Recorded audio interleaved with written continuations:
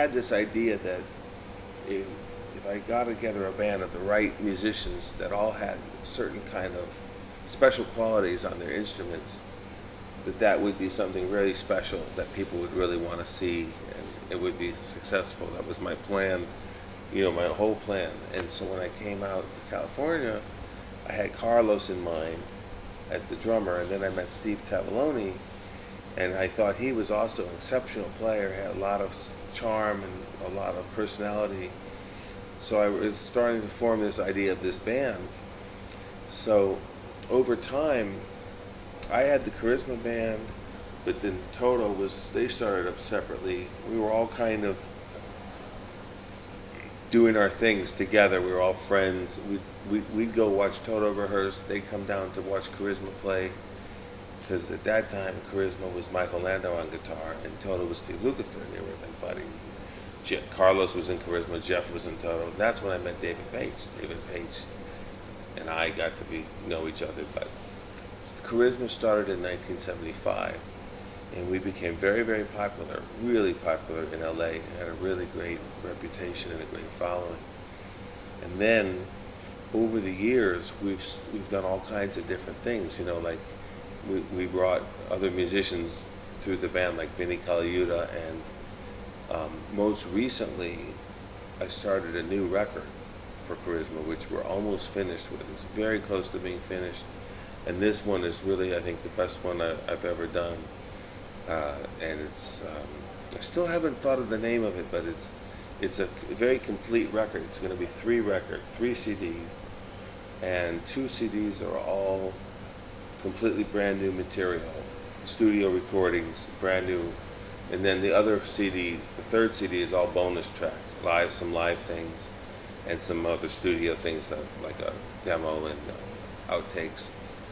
So when you were asking about Charisma, it's like this has been kind of my original project, and it's been going for 36 years. 36 years, and it's still going. It's amazing to me.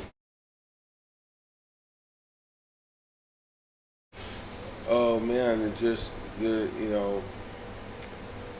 I've been lucky to meet some great people. I just run into them. Like this guy we talked about, Robbie Wyckoff.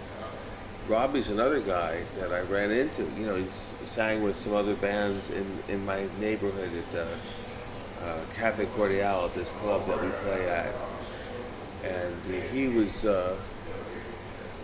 playing there with the band, and I heard him singing. And then one time Alex couldn't come to one of our concerts. I think it was the Playboy Jazz Festival. And Alex couldn't do it, so I called Robbie. And he did it. It was great. It was great. And so I've just been lucky. I've been so lucky that I meet good people, and they know good people. And but the thing is, we had originally with Charisma, the first vocalist we had was a guy named James Felix. I don't know if you remember the Dream Come True record. Yeah. He did I've always wanted to have the vocals with Charisma, and we had James Felix. But then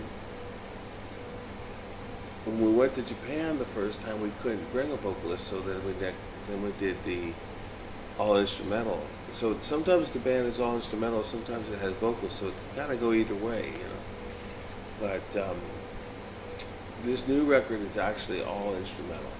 It's 3 discs, and it's all instrumental.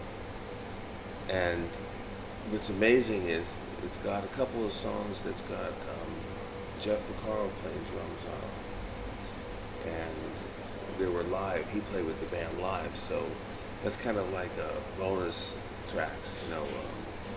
He was never a regular member of the group, but one time he played the show with us at the Baked Potato, and that got recorded. And so I'm going to put 2 of those songs in. And then we've got a couple of songs with the band in Japan when we did our tour in 2005. And those have Oscar Seaton and Jimmy Johnson, James Hara, and Lenny Castro. So and within the record, there's a lot of mixtures. Like there's some stuff with Vinny and Jimmy Johnson.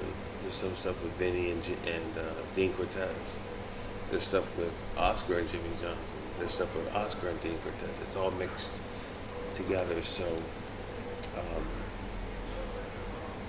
it's 14 new studio recordings, 14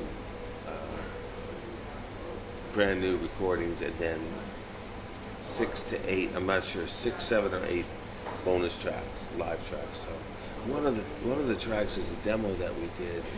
One of the first demos I did with Carlos and Abraham Laborio's playing the bass. And I just got a copy of the master, and it's really in great condition.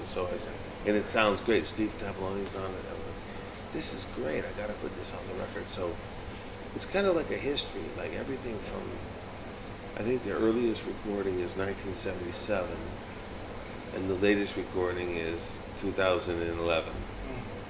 So what is that? That's like 34 years of span. But